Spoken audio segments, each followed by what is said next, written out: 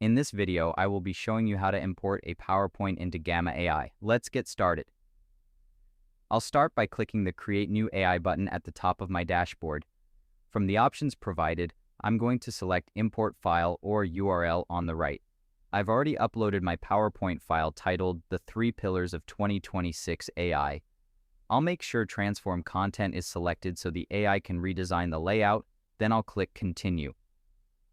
This brings me to the prompt editor where the AI has pulled the text from my slides.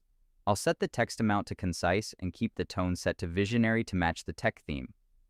After checking the target audience and language settings, I'll go ahead and click Generate. Now I'll just sit back and watch as Gamma builds the entire presentation from scratch. It starts with a dynamic title slide and then moves through each of the 3 pillars, automatically adding high-quality visuals and organizing the content into clean, professional cards. It handles everything from quantum neural networks to ethical governance, ensuring a consistent design across every slide. Once it's finished, I can scroll through the entire deck to review the final results.